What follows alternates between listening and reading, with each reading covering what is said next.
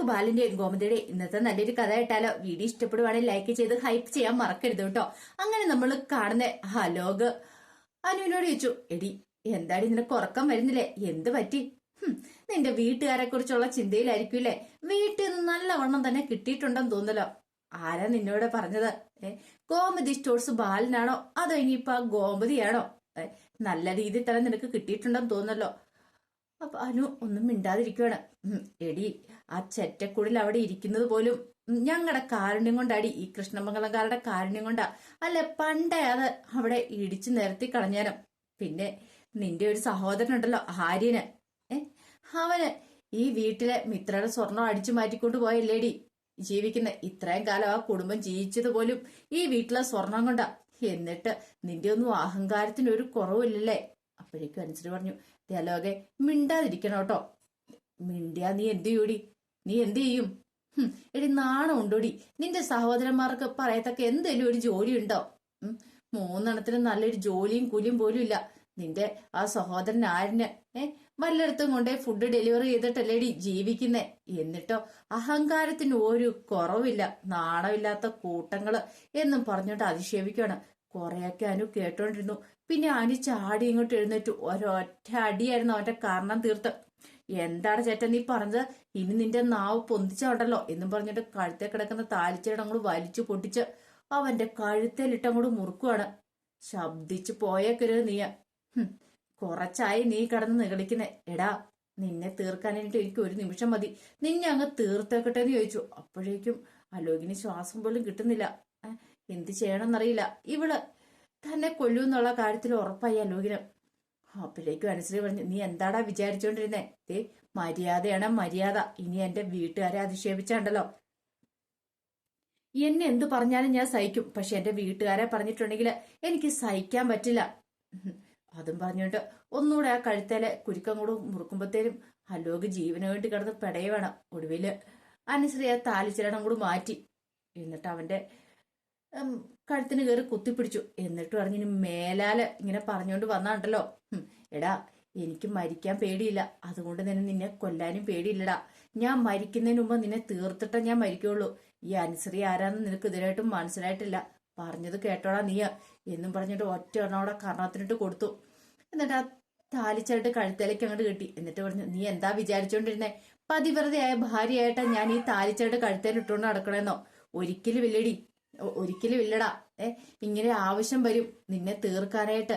അതിനു വേണ്ടിയിട്ടാടാ ഞാനിത് കഴുത്തേലിട്ടോണ്ട് നടക്കുന്നേ. ഏത് സമയത്ത് ആവശ്യം വന്നാലും ഇതെടുത്ത് പ്രയോഗിക്കാനാന്ന് പറഞ്ഞു. ഒരു നിമിഷം ആലോക് ഞെട്ടലോട് കൂടിയിട്ട് അവളെ നോക്കുവാണ്. ഇതേ സമയത്ത് സുകന്യ മുറിയിലേക്ക് വരുവാണ്. സുകന്യ മുറിയിലേക്ക് വന്ന് ധർമ്മനോട് ചോദിച്ചു, ധർമ്മേട്ട വാച്ച് വാങ്ങിയോന്ന് ചോദിച്ചു. അപ്പോഴേക്ക് ധർമ്മം പറഞ്ഞില്ല, വാച്ച് വാങ്ങിയില്ല. അതെ, മറ്റന്നാൾ എന്റെ ഒരു ഫ്രണ്ടിന്റെ കല്യാണം ഉണ്ട്, അതിന് പോവാനായിട്ട് എനിക്ക് വില കൂടിയ വാച്ച് കിട്ടിയാൽ മതിയാവുള്ളൂ. സ്വന്തമായിട്ടൊരു വരുമാനം ഉണ്ടായിരുന്നെങ്കിൽ ഞാൻ ധർമ്മേട്ടനോട് ഇത് ചോദിക്കേണ്ട കാര്യം ഉണ്ടായിരുന്നോ? അപ്പോഴേക്കും ധർമ്മം പറഞ്ഞു, നിനക്ക് ഗോമതി സ്റ്റോഴ്സിലേക്ക് ജോലിക്ക് വരണമെന്നുണ്ട്. അത് പക്ഷേങ്കില് ഇതേ ഈ വാച്ച് വാങ്ങാനൊന്നും അല്ലെന്ന് എനിക്കുള്ള കാര്യം എനിക്ക് നന്നായിട്ടറിയാം. പക്ഷേങ്കില് നീ എന്തിനാ സുകന്യെ വെറുതെ അവിടെ ഒന്നൊരു പ്രശ്നം ഉണ്ടാക്കുന്നേ? അതുകൊണ്ട് ദൈവത്തെ ഓർത്ത് നീ ഇവിടെ അടങ്ങി ഒതുങ്ങി ഇരിക്കാൻ നോക്ക്. എനിക്ക് പൈസ ഉണ്ടായി കഴിയുമ്പോൾ ഞാൻ നിനക്ക് വാച്ച് വാങ്ങിത്തരാം. അതൊന്നും പറഞ്ഞിട്ട് കാര്യമില്ല. ധർമ്മേട്ടൻ എന്നെ മര്യാദയ്ക്ക് ഒന്ന് ഗോമതി സ്റ്റോഴ്സിലേക്ക് കൊണ്ടുപോകണം. അല്ലെങ്കിൽ എനിക്ക് വില കൂടിയ വാച്ച് വാങ്ങിച്ചു തന്നേ മതിയാവുള്ളൂ. രണ്ടിലൊന്നും നടക്കണം. എപ്പോ വാങ്ങിച്ചു തരും? നാളെ വാങ്ങിച്ചു തരുമോ? ഞാൻ നോക്കട്ടെ, നാളെ വാങ്ങിച്ചു തരാം. വാങ്ങിച്ച് തന്നില്ലെങ്കിലുണ്ടല്ലോ ഈ സുകന്യ ആരാന്ന് ശരിക്കും അറിയാൻ പോകുന്നുള്ളൂ. അതും പറഞ്ഞിട്ട് സുകന്യ അങ്ങോട്ട് ഇറങ്ങിപ്പോയി. ധർമ്മനാണെങ്കിൽ എന്ത് ചെയ്യണമെന്നറിയില്ല. ആ സമയത്ത് ഗോമതി മുറിയിൽ വിഷമിച്ചിരിക്കുക. ഗോമതിയുടെ മനസ്സിലേക്ക് അനുശ്രീ കടന്നു വന്നു. അനുശ്രീയുടെ ദേഹത്ത് താൻ വെള്ളം ഒഴിച്ചൊക്കെ അതൊക്കെ ഓർത്ത് കഴിഞ്ഞപ്പോ ഗോമതിയുടെ കണ്ണ് നിറഞ്ഞൊഴുകി. അപ്പോഴേക്കും ബാലൻ അങ്ങോട്ട് വന്നു. ബാലൻ വന്നിട്ട്, ചിതെന്താ താൻ എന്തായിരുന്നു, കരയുവാണോ? ഒന്നുമില്ല. അല്ല, എന്തോ കാര്യമായിട്ട് സംഭവിച്ചിട്ടുണ്ട്. എന്താ തനിക്ക് പറ്റിയത്? കാര്യം എന്താന്ന് വെച്ചാ പറ. അത് പിന്നെ ബാലേട്ട, ഇന്ന് മുറ്റത്ത് ഞാൻ ചെടിക്ക് വെള്ളം ഒഴിച്ചുകൊണ്ടിരിക്കുന്ന സമയത്തെ അനു അങ്ങോട്ടേക്ക് വന്നു. എന്നിട്ടോ അവള് വന്നിട്ട് അമ്മയെന്ന് വിളിച്ചു. ആ സമയത്ത് എനിക്ക് ദേഷ്യമാണോ സങ്കടമാണോ എന്താന്ന് പറഞ്ഞറിയിക്കാൻ പറ്റുന്നുണ്ടായിരുന്നില്ല. പെട്ടെന്ന് എനിക്ക് എന്റെ നിയന്ത്രണം തന്നെ തെറ്റിപ്പോയി. ഞാൻ അവിടെ ഇരുന്ന് ഒരു ബക്കറ്റ് വെള്ളം അവളുടെ മേത്തേക്ക് അങ്ങോട്ട് ഒഴിച്ചു വിട്ടു. പിന്നെ എനിക്ക് അങ്ങോട്ട് വല്ലാത്തൊരു ബുദ്ധിമുട്ടായിപ്പോയി. സമാധാനം നഷ്ടപ്പെട്ടെന്ന് പറഞ്ഞു. ഇതിനാണോ താൻ ഇങ്ങനെ ഇരുന്ന് കരഞ്ഞോണ്ടിരിക്കുന്നേ? ഇതിന്റെ പേര് താൻ കരയേണ്ട കാര്യമൊന്നുമില്ല. എന്നാലും ബാലേട്ട വല്ലാത്തൊരു കുറ്റബോധം. എടോ, അവള് നമ്മുടെ മോളല്ല. അങ്ങനെ അങ്ങ് ചിന്തിച്ചാ മതി. ആയിരുന്നെങ്കിൽ അവൾ ഇങ്ങനത്തെ പ്രവൃത്തി ചെയ്യുമായിരുന്നോ? നമ്മളെല്ലാം നിഷ്കരണം വലിച്ചെറിഞ്ഞിട്ടല്ലേ അവൾ ആ അലോകിനോടൊപ്പം പോയത്. നമ്മൾ പറഞ്ഞിട്ട് അവൾ അനുസരിച്ചോ? ഇല്ലല്ലോ. പിന്നെ താൻ എന്തിനാ ഇങ്ങനെ വിഷമിക്കുന്നേ? അച്ഛനും അമ്മയും വേണ്ടെന്ന് പറഞ്ഞിട്ട് പോയവളല്ലേ അവള്. എന്നാലും ബാലേട്ട എനിക്ക് സഹിക്കുന്നില്ല. ദേ ഒരു കാര്യം ഞാൻ പറഞ്ഞേക്കാം. ഇനി അവളെ കുറിച്ച് ഓർത്ത് ഒരിറ്റ് കണ്ണീര് തന്റെ കണ്ണീന്ന് വന്നേക്കരുത്. സ്നേഹമില്ലാത്തവളാ. ഈ കുടുംബത്തിലെ ഇളയ ആളാന്നുള്ളൂ എന്ന് കരുതിയിട്ട് എത്രമാത്രം സ്നേഹിച്ചാ നമ്മൾ അവളെ വളർത്തിയത്. ഒടുവിൽ എന്തായി? അവൾ നമ്മളെ ചവിട്ടി തേച്ചിട്ട് പോയില്ലേ? എനിക്ക് എന്തുമാത്രം പ്രതീക്ഷയായിരുന്നു അവളെ പഠിപ്പിക്കണം, ഒരു IAS കാരിയാക്കണം എന്നൊക്കെ വിചാരിച്ചോണ്ടിരുന്ന ഒടുവില് അവള് തന്നെ നമുക്കിട്ട് പണി തന്നു. പറഞ്ഞിട്ട് കാര്യമൊന്നുമില്ല. അതുകൊണ്ട് ഇനി അവൾക്ക് വേണ്ടിയിട്ട് തന്റെ കണ്ണീന്ന് ഒരു ഉറ്റ കണ്ണീര് താഴെ വീണാക്കരുത്. അവളങ്ങനെ ഒരു ക്രൂരത നമ്മളോട് ചെയ്തു. ഇനി അങ്ങനെ നമുക്കൊരു മോളില്ല എന്ന് മാത്രം ചിന്തിച്ചാ മതി. താൻ കിടന്ന് ഉറങ്ങാൻ നോക്ക് എന്നൊക്കെ ബാലൻ ദേഷ്യത്തോട് കൂടിയിട്ട് ഗോമതിയോട് പറഞ്ഞു. കുറച്ചു കഴിഞ്ഞപ്പോ ആകാശും ആര്യനും ആനന്ദും കൂടെ ഇങ്ങനെ ഉറക്ക വിളച്ചിരുന്ന് ഇങ്ങനെ ആലോചിച്ചോണ്ടിരിക്കുകയാണ്. 1 കോടി രൂപ കൊടുക്കണം. അപ്പൊ തങ്ങളുടെ രീതിയിൽ എങ്ങനെയായാലും സഹായിക്കണമല്ലോ. അപ്പൊ അതിന് വേണ്ടിയിട്ട് എന്താ ചെയ്യേണ്ടതെന്ന് അറിയത്തില്ല. ആര്യം പറഞ്ഞു, ഞാനേ അജയനോട് ചോദിച്ചിട്ടുണ്ട്. അജയന്റെ ഒരു കൂട്ടുകാരൻ ചേട്ടനുണ്ട്. ആള് പലിശക്കൊക്കെ പൈസ കൊടുക്കുന്ന ഒരു 2-3 ലക്ഷം വരെ കിട്ടും. പക്ഷെ ബ്ലേഡ് പലിശയാന്ന് മാത്രം. എന്നാലും സാരമില്ല, 3 ലക്ഷമെങ്കിൽ 3 ലക്ഷം അത്ര ആയല്ലോ എന്ന് പറഞ്ഞു. അത് കേട്ട് കഴിഞ്ഞപ്പോ ആകാശ് പറഞ്ഞു, ഞാനൊരു കാര്യം ചെയ്യാം, രവീന്ദ്രൻ അങ്ങളോട് ചോദിച്ചു നോക്കാം. ഒരു 5 ലക്ഷം രൂപ ചോദിക്കുവാണെങ്കിൽ അങ്കിള് തരാതിരിക്കില്ല. ആനന്ദ് പറഞ്ഞു, അത് ശരിയാകത്തില്ല, അങ്കിളിനോട് പൈസ ചോദിക്കുന്നത് ശരിയല്ല എന്ന് പറഞ്ഞു. ആര്യം പറഞ്ഞു, അത് ശരിയാ, അത് വേണ്ട ആകാശേട്ടാ. ആകാശ് പറഞ്ഞു, ഞാൻ ഇതിനായിട്ടും ഒരു കാര്യത്തിൽ അങ്കിളിനെ ബുദ്ധിമുട്ടിച്ചിട്ടില്ലല്ലോ, പൈസ ഒന്നും ചോദിച്ചിട്ടില്ല, അപ്പൊ ഇത് തരാതിരിക്കില്ല. ആനന്ദ് പറഞ്ഞു, അതല്ല, ഒരു പക്ഷെ ആകാശം നിന്റെ ആവശ്യത്തിനാണെങ്കിൽ തന്നിരിക്കും. പക്ഷെ നമ്മുടെ അച്ഛന്റെ മാനം രക്ഷിക്കാനാന്ന് അറിഞ്ഞു കഴിഞ്ഞിട്ടുണ്ടെങ്കിൽ അങ്കിള് തരത്തില്ല എന്ന് പറഞ്ഞു. അത് കേട്ടതും ആര്യം പറഞ്ഞു, അത് ശരിയാ. അപ്പോഴേക്കും ആകാശ് പറഞ്ഞു, അതെ, മീനു PF ലോൺ അപേക്ഷിച്ചിട്ടുണ്ട്, 5 ലക്ഷം രൂപ വരെ കിട്ടും. ആ കാര്യത്തിൽ ഒരു തീരുമാനമായി. അപ്പോഴേക്കും ആനന്ദ് പറഞ്ഞു, അതെ, ഞാനൊരു 5 ലക്ഷം രൂപ വരെ ഒപ്പിക്കാം. ആ സമയത്ത് ആര്യം പറഞ്ഞു, അപ്പൊ മൊത്തം 10-13 ലക്ഷമായി. എന്നാലും ബാക്കി പൈസ വേണമല്ലോ, നമുക്ക് നോക്കാം, എന്തേലും ഒരു മാർഗം ഉണ്ടോന്ന് നോക്കാന്നൊക്കെ പറഞ്ഞു. കുറച്ചു കഴിഞ്ഞിട്ട് ആനന്ദ് മുറി വന്ന് കിടക്കുമ്പോ ശ്രീദേവി ഇങ്ങനെ കണക്ക് കൂട്ടിക്കൊണ്ടിരിക്കുകയാണ്. എന്നാലും ആ 2000 രൂപ എവിടെ പോയി? കുറെ ആലോചിച്ചിട്ട് ശ്രീദേവിക്ക് ഒരു എത്തും പിടിയും കിട്ടുന്നില്ല. തിരിച്ചും മറിച്ചും ഹരിച്ചും കുണിച്ചും ഒക്കെ നോക്കുവാണ്. ഒടുവിൽ ആനന്ദ് ചോദിച്ചു, എന്താണ് ഇതിനൊക്കെ ഉറക്കമില്ലേ?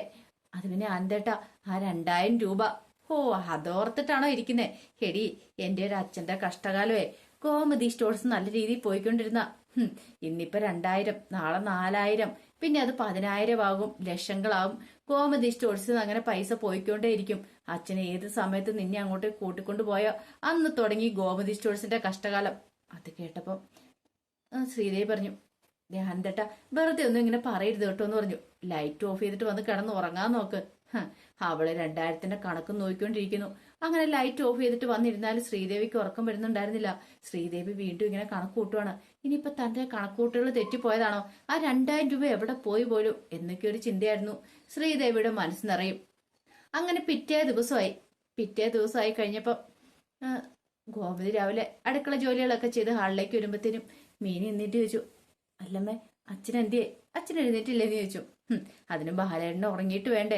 ബാലേട്ടന് ഇപ്പൊ രാത്രി ഉറക്കം പോലും ഇല്ല. 1 കോടി രൂപയുടെ കാര്യം ഓർത്തിട്ട് അതെങ്ങനെയാലും കൊടുക്കണ്ടേ? അതൊക്കെ ഓർത്തിട്ട് വല്ലാത്തൊരു ടെൻഷനാ. അപ്പോഴേക്കും മിത്രയും കൂടെ വന്നു. മിത്ര വന്നിട്ട് പറഞ്ഞു, ടെൻഷൻ അടിച്ചിട്ട് വല്ല കാര്യമുണ്ടോ അപ്പച്ചി? അതെങ്ങനെയാലും കൊടുക്ക, എന്തേലും ഒരു വഴി ഉണ്ടാവും എന്ന് പറഞ്ഞു. എന്ത് വഴി? നമുക്ക് നോക്കാം, ദൈവം എന്തേലും ഒരു വഴി കാണിച്ചു തരാതിരിക്കില്ല എന്ന് പറഞ്ഞു. അപ്പോഴേക്കുമാണ് പുറത്തൊരു കാറ് വന്ന് നിൽക്കുന്നത്. ഗോമതി ചെന്ന് നോക്കി കഴിയുമ്പത്തേനും ജീവൻ അങ്ങോട്ടേക്ക് ഇറങ്ങി വരുന്നു. മോനോ, മോനെ കയറി വന്നിരിക്കാനൊക്കെ പറഞ്ഞു. അങ്ങനെ ജീവൻ അകത്തേക്ക് വന്നിരുന്നു. ആ സമയം ഗോമതി എന്നിട്ട് പറഞ്ഞു, മോനെ ക്ഷമിക്കണം കേട്ടോ, എന്റെ മോൾ ഇങ്ങനെ ഒരു ചതി ചെയ്യുമെന്ന് ഞങ്ങൾ പ്രതീക്ഷിച്ചില്ല. ഞങ്ങൾക്ക് അറിയാവുന്ന കാര്യമായിരുന്നില്ലത്. മോനോടും കുടുംബത്തോടും അവൾ ചെയ്ത ക്രൂരതയാ. ഒരു പക്ഷേങ്കില് ഇത് കാരണം മോന്റെ ജീവിതം തകർന്നു പോയി കാണും, നാണക്കേടായി കാണും. അതുകൊണ്ടാണല്ലോ മോന്റെ അമ്മ ഇവിടെ വന്ന് 1 കോടി രൂപ നഷ്ടപരിഹാരം ചോദിച്ചത്. ആ തുക എങ്ങനെയും ഞങ്ങൾ തന്നോളാം കേട്ടോ. അപ്പോഴേക്കും മിത്രോടെ ഞങ്ങൾക്ക് കുറച്ചുകൂടി ഒരു സാവകാശം കിട്ടുവാണെങ്കിൽ നല്ലതായിരുന്നു. അത്രയും രൂപയോ ഞങ്ങൾ പെട്ടെന്ന് സംഘടിപ്പിക്കാൻ പറഞ്ഞ ഇത്തിരി ബുദ്ധിമുട്ടാ. അതെ, കുറച്ചിടത്തൊക്കെ ചോദിച്ചിട്ടൊക്കെ ഉണ്ട്, ലോണിന് വേണ്ടി അപേക്ഷിച്ചിട്ടൊക്കെ ഉണ്ട്, പക്ഷെ ഒന്നും ശരിയായിട്ടില്ല. അതുകൊണ്ടുള്ള ബുദ്ധിമുട്ടാ. കുറച്ചുകൂടി ഒരു സാവകാശം തരുമായിരുന്നെങ്കിൽ നല്ലതായിരുന്നു. അപ്പോഴേക്കും ആരിനും കൂടെ എങ്ങോട്ടേക്ക് വന്നു. ഈ സമയത്ത് ജീവൻ പറഞ്ഞു, അതെ, ആരിനും ആകാശേണ്ണും വന്ന് പറഞ്ഞപ്പോഴാ ഞാൻ ഈ കാര്യങ്ങളെക്കുറിച്ചൊക്കെ അറിയണേ. ഇതിനെക്കുറിച്ചൊന്നും എനിക്ക് അറിയത്തുണ്ടായിരുന്നില്ല. അമ്മ വന്ന് ഇവിടെ പറഞ്ഞ കാര്യങ്ങളൊന്നും എനിക്കറിയത്തില്ലായിരുന്നു. ബേസിക്കലി അമ്മ ഒരു പാവമാണ്. പക്ഷെ എങ്കിൽ പെട്ടെന്ന് എന്റെ ജീവിതം തകർന്നല്ലോ എന്ന് ഓർത്ത് കഴിഞ്ഞപ്പം ആ ഒരു മാനസിക വിഷമത്തിലാ അങ്ങനെയൊക്കെ വന്ന് പറഞ്ഞത്. പിന്നെ 1 കോടി രൂപയുടെ കാര്യം ഓർത്ത് നിങ്ങൾ ടെൻഷൻ അടിച്ചൊന്നും അടിക്കണ്ട. മാനനഷ്ട കേസുമായിട്ട് ഞങ്ങളും മുന്നോട്ട് പോകുന്നൊന്നുമില്ല. അപ്പോഴേക്കും ഗോമതിച്ചു, അല്ല മോനെ, അപ്പൊ 1 കോടി രൂപ? 1 കോടി രൂപയൊന്നും വേണ്ട. മാനനഷ്ട കേസൊന്നും ഞങ്ങൾ കൊടുക്കാനൊന്നും പോകുന്നില്ല. അത് പറയാൻ വേണ്ടിയിട്ടാ ഞാൻ ഇങ്ങോട്ടേക്ക് വന്നെന്ന് പറഞ്ഞു. അത് കേട്ടപ്പോൾ എല്ലാവർക്കും സന്തോഷമായി. പെട്ടെന്ന് ആര്യം പറഞ്ഞു, ഒത്തിരി നന്ദിയുണ്ട്. എങ്ങനെ നന്ദി പറയണമെന്നറിയില്ല. അതിന്റെ ആവശ്യമൊന്നും ഇല്ലാന്ന് പറഞ്ഞു. അങ്ങനെ ജീവൻ അങ്ങോട്ട് പോയി കഴിഞ്ഞപ്പോഴത്തേനും ഗോമതി പറഞ്ഞു, എത്ര നല്ല സ്വഭാവമുള്ള ചെക്കനാ. എന്നിട്ടാണ് അവള് ഇവനെ വേണ്ടെന്ന് പറഞ്ഞിട്ട് അലോകിന്റെ പിന്നാലെ പോയത്. അവൾക്ക് യോഗമില്ല, അല്ലാതെ എന്ത് പറയാനെന്നൊക്കെ പറഞ്ഞിട്ട് ഗോമതി സങ്കടപ്പെടുക. അപ്പൊ അതിന്റെ കഥകളൊക്കെ എന്ന് കാണുന്നത്. ഇതിന്റെ ബാക്കി വിശേഷങ്ങളുമായിട്ട് വൈകുന്നേരത്തെ പ്രമോയി വരാട്ടോ. ഒരിക്കൽ കൂടി എല്ലാവർക്കും ശുഭദിനം നേർന്നുകൊണ്ട് നിർത്തുന്നു. നന്ദി.